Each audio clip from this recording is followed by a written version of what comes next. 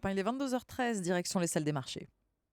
Et nous sommes ce soir en compagnie de Claire Lemaître de Boursier.com. Bonsoir Claire. Bonsoir Emmanuel. Encore une séance de progression à Wall Street avec des indices qui profitent toujours des annonces de la Fed d'hier. Oui, après un démarrage compliqué, c'est la hausse qui s'impose ce soir à New York.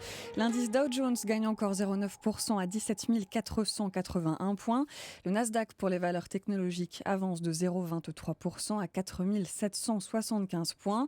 Les déclarations de la Fed qui n'envisagent donc plus que 2 hausses de taux cette année contre 4 en décembre ont encore pesé sur le dollar. L'euro gagne 0,8% à 1,1319 entre banques. Le rebond se poursuit pour le pétrole avec un WTI qui a repassé la barre des $40. C'est une première en 2016. Le brut léger américain a fini en hausse de 4,5% sur le NYMEX. Les valeurs pétrolières, Chevron ou ExxonMobil gagnent encore plus de 1%.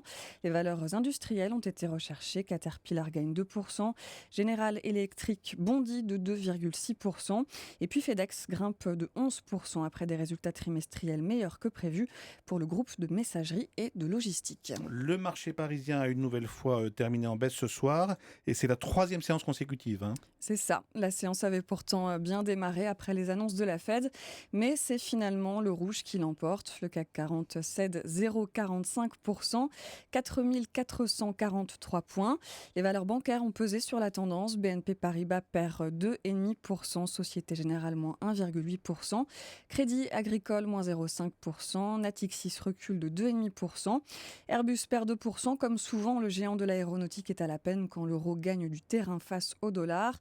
Même scénario pour LVMH qui a cédé 2,2% ou Kering moins 1,9%. Et puis Claire, les valeurs liées au pétrole ont bien résisté alors que vous le disiez, le baril a poursuivi sa progression. Oui, Technip s'adjuge 4%, Total plus 2,5%.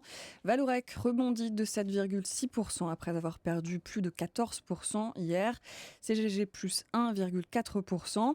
Alstom monte de 4,5% après le relèvement de recommandation de JP Morgan qui est passé à surpondérer en visant 26 €. Les indices européens terminent une nouvelle fois dans le désordre avec un repli de 0,9% pour Francfort, tandis que Londres gagne 0,4%.